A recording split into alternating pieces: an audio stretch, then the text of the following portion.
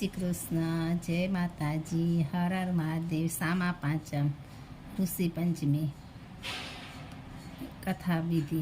આ વ્રત ભાદરવા સુદ પાંચમના દિવસે કરવામાં આવે છે. મોટે ભાગે સ્ત્રીઓ રજો દર્શન દરમિયાન જાણે અજાણે થતા દોષો નિવારવા માટે આ વ્રત કરે છે. આ ઋષિ પંચમી તરીકે પણ ઓળખાય છે. વ્રત કરનારે સવારે વહેલા ઉઠી અઘેરાનું દાંતણ કરી શરીરે માટી ચોરી માથામાં આંબળાની ભૂકી નાખી માથું ચોરીને નાહવું. આ દિવસે સામો ખાવો, ફરાહાર કરવો, અનાજ ખાવું નહીં. સ્નાન કર્યા પછી મહાદેવજીની ખૂબ ભક્તિભાવથી પૂજા કરવી. આ રીતે 5 વર્ષ સુધી આ વ્રત કરવું. ત્યાર પછી વ્રતને ઉજવવું. એ વખતે અરુંધતી સહિત સપ્તઋષિઓની પૂજા કરવી અને બ્રાહ્મણોને જમાડી યથાશક્તિ દાન દક્ષિણા આપી. હવે આપણે વાર્તા સાંભળશું. ઘણા વર્ષો પહેલાંની આ વાત છે. વિદર્ભ દેશમાં ઉત્તંક નામે એક પવિત્ર બ્રાહ્મણ પોતાની પત્ની સંધ્યા અને પુત્ર પુત્રી સાથે રહેતો હતો. પુત્ર સુદેશ સર્વ વિદ્યાઓમાં ભણીને હોશિયાર થઈ ગયો હતો. પુત્રી સતમાને પણ પરણાવી દીધી હતી. પતિ પત્ની બંને રંચિત હતા. પરંતુ એકાદ વર્ષ ગયું હશે ત્યાં તેમની પુત્રી પર દુઃખના ડુંગર તૂટી પડ્યા.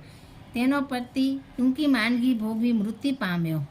સતમા બિચારી રોતી કકડતી પિયરમાં આવી. પોતાની જુવાન જોગ દીકરીને માં ભરવાનીમાં રંડાપો આવેલો જોઈ માતા પિતાને ઘણું દુઃખ થયું. પરંતુ આનો કોઈ ઉપાય ન હતો. તેમણે દીકરીને આશ્વાસન આપી ધર્મ ધ્યાનમાં મન લગાડવા કહ્યું.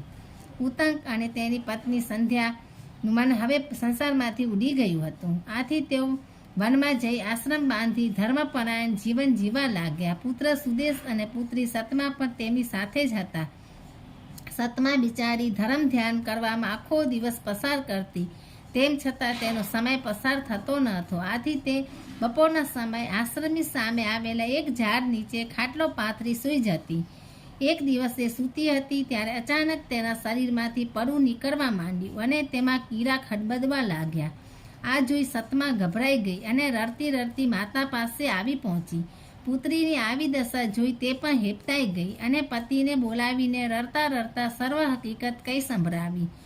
ઉત્તંકે સૌ પ્રથમ તેમને આશ્વાસન આપી પુત્રીને ગરમ પાણીથી નવડાવવામાં કહ્યું. પત્નીએ એ પ્રમાણે કર્યું. આથી સતમાને કંઈક રાહત થઈ. ત્યાર પછી પત્નીએ તેને ખૂબ જ આગ્રહપૂર્વક તેના પરભવ વિશે પૂછ્યું. ત્યારે ઉત્તંકે પોતાના ત્રિકાળ જ્ઞાનના પ્રભાવને લીધે પુત્રીનો ભૂતકાળ જાણી લઈ પત્નીને કહ્યું કે સતમા એક બ્રાહ્મણીની પત્ની હતી. તે બ્રાહ્મણી હતી. તે રજસ્વા ધર્મ પાળતી ન હતી. રજસ્વા સ્ત્રીએ આ 4 દિવસ દરમિયાન ઘરકામ ન કરવું જોઈએ તથા સ્પર્શથી દૂર રહેવું જોઈએ. પરંતુ આપણી પુત્રીએ એ ધર્મ ઋષિ પંચમી નિંદા કરી હતી અને સામા પાંચમ વ્રત કરનાર છોકરીઓની મસ્કરી કરી હતી. આથી આ ભવે તે પતિ સુખથી વંચિત રહી છે અને આખા શરીરમાં કીડા પડ્યા છે. ઉત્તંકની પત્ની આ સાંભળી ફરી પાછી વિલાપ કરવા લાગી. આથી તેને આશ્વાસન આપતા ઉત્તંકે કહ્યું એના પાપનું નિવારણ થઈ શકે છે. તેણે જે વ્રતનો અનાદર કર્યો છે એ વ્રત ભક્તિભાવપૂર્વક કરીને તેના પાપનો નાશ કરી શકે છે અને ફરી પાછી હતી એવી કંચન જેવી કાયા બનાવી શકે છે. આ સાંભળી પત્ની, પુત્ર તથા પુત્રી ખૂબ ખુશ થયા. પત્નીએ પતિને આ વ્રત સી રીતે થાય એ વિશે પૂછ્યું. તેના જવાબમાં ઉત્તંકે કહ્યું આ વ્રત ભાદરવા સુદ પાંચમે થાય છે. એ દિવસે સવારે વહેલા ઉઠી નાહી ધોઈને ઘીનો દીવો ધૂપ કરવા. ત્યાર પછી નૈવેદ્યમાં ફળ ધરાવી મહર્ષિ કશ્યપ, મહર્ષિ અત્રિ, મહર્ષિ વિશ્વામિત્ર, મહર્ષિ ભારદ્વાજ, મહર્ષિ ગૌતમ, મહર્ષિ જમગ્નિ અને અરુંધતી સહિત વશિષ્ઠનું ધ્યાન ધરવું. તેમની માનસિક પૂજા કરવી. વ્રત દરમિયાન ઉપવાસ કરવો અથવા ફરાહાર કરવો. એમાં માવો ખાવો તથા ફરફરાદી ખાવા. આ રીતે ભક્તિભાવથી જે કોઈ સ્ત્રી વ્રત કરે તેના રજસ્વાલા ધર્મ વખતે અજાણપણે થયેલા નાના પ્રકારના દોષો નાશ પામે છે. સતમાએ પિતાજી પાસેથી વ્રતની વિધિ જાણી લીધી અને સામા પાંચમનો દિવસ આવતા વ્રત આરંભી દીધું. થોડા વખતમાં તેના વ્રતના પ્રતાપને લીધે તેના શરીરમાંથી નીકળતું પડું બંધ થઈ ગયું. તેની કાયા કંચન જેવી થઈ ગઈ, દોષમુક્ત થઈ ગઈ.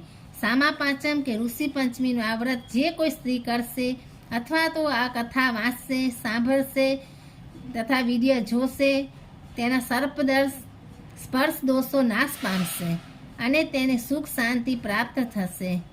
હર હર મહાદેવ. જય શ્રી કૃષ્ણ, જય માતાજી, હર હર મહાદેવ.